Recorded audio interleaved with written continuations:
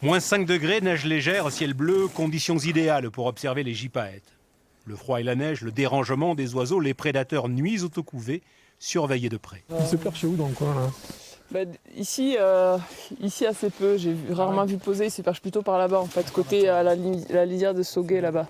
Un œil sur les oiseaux, un autre sur les bouquetins au loin, les gardes-moniteurs sont aux aguets, attentifs et à l'écoute. Dans le métier, on part pour une mission à la journée, mais on revient avec une multitude de petites missions qui se sont raccrochées les unes aux autres, ou au gré des rencontres, tiens, on aura rencontré un élu qui nous aura informé de tel ou tel problème, tiens, on rencontre un éleveur qui nous signale qu'il y a eu une bête morte un peu plus loin, donc on va les récupérer. Enfin voilà, toutes ces missions finissent par se mettre bout à bout. On sait pourquoi on part le matin, quand on revient, on est toujours surpris d'avoir ajouté différents sujets dans la journée, d'avoir brassé différents thèmes. Mais ce patient travail d'observation et de contact, les gardes-moniteurs peinent à le réaliser faute d'agents sur le terrain. En 10 ans, le parc national des Pyrénées a perdu près de 20% de ses effectifs.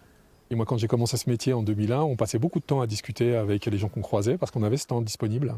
Et mine que rien, ça créait une proximité qui petit à petit est en train de disparaître. C'est-à-dire que je pense que pour beaucoup de gens qui habitent ici, le parc national, ça devient une entité de plus en plus lointaine.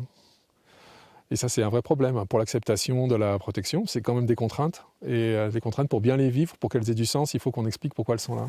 Cette réduction concerne aussi d'autres aires protégées, les écrins, le Mercantour, la Vanoise, pour la création d'un nouveau parc national, celui des forêts en Côte d'Or. Adaptation budgétaire illogique, clame le président du parc national des Pyrénées. D'un côté, c'est très paradoxal, une politique gouvernementale qui est ambitieuse pour la biodiversité, avec un plan biodive qui est très ambitieux, avec une stratégie des aires protégées qui demande l'augmentation des aires protégées, et de l'autre côté, une réduction des moyens. Le discours est ambitieux, et au final, on se retrouve avec des moyens en moins. Et quelque part, il faut que la logistique suive. Quand on a un discours ambitieux sur la protection de la biodiversité en France, eh bien, il faut qu'il y ait les moyens. L'accueil des élèves en classe verte, mais aussi pour les grands publics sur des lieux très fréquentés en plein été, ont quasiment disparu.